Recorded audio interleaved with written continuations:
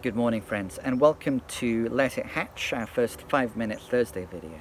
A lot of people were very struck by this image of life beginning when an eggshell cracks from within, which is from Jim Kwik, who now teaches this 5 Days to a Powerful Memory Mind Valley course. For the first 18 years of his life, Jim was taught by an education system that he was incapable of bearing certain fruits because of his learning challenges. Jim cracked his own eggshell, learning how to learn and then cultivating these methods for teaching how to learn, making it his mission to leave no brain left behind.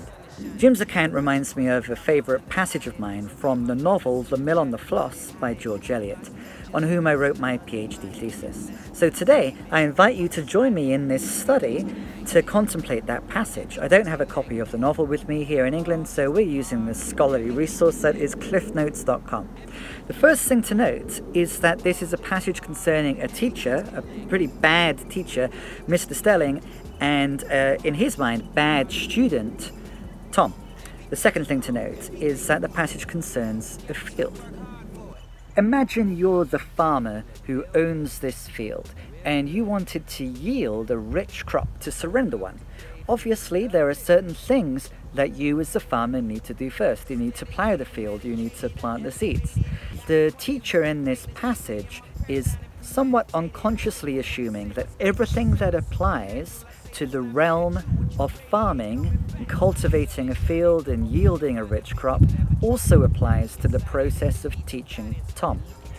Now, let's zoom in on a passage. This teacher's favourite metaphor is that the classics and geometry, in particular, constitute that culture of the mind which prepared it for the reception of any subsequent crop.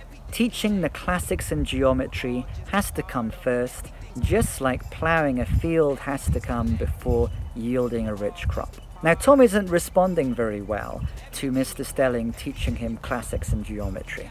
The narrator reflects, "I only know it turned out as uncomfortably for Tom Tulliver as if he had been plied with cheese in order to remedy a gastric weakness which prevented him from digesting it.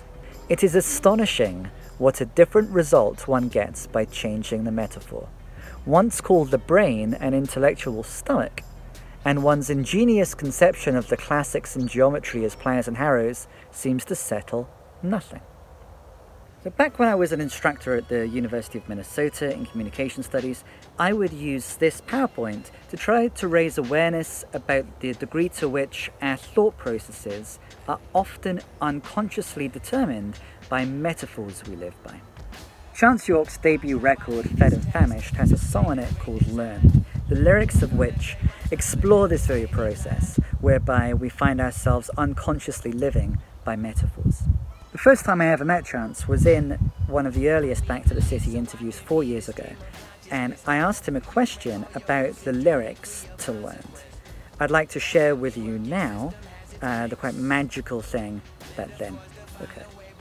Every working system has its kinks. Metaphors define the way we think. As an academic, that makes me think of like Lakoff and Johnson. I don't know if you're aware of. There's a book called Metaphors We Live By. That's where I got it. Yeah. But it's true, isn't it? So just like quickly, they talk about like argument is war as a metaphor. Right. And it's not. You get defensive, or somebody just offended me. Literally. Are you attacking me? Yeah, you're literally talking about an argument like it's war, using the same words, or like time is money, which is my favorite one. You spend your time, or you invest your time, or it costs you however long, that song cost me an hour, you speak about it, you speak about time literally like it's money. And for the most part, we're unconscious that we're doing this. Mm-hmm. And it's not just defining the way that we think, but therefore also the way that we act. So the way it's our culture.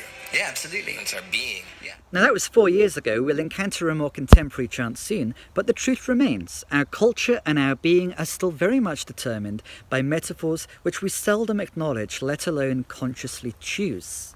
So what if we chose to think and potentially live in terms of richer metaphors, like the apple surrendering tree, like the egg which is broken by a force from within, and like the field which is beyond our ideas about right doing and wrong doing. Tomorrow we continue to think about the brain. Is the brain something which needs to be ploughed and harrowed, or is it an intellectual stomach? And what difference does it make?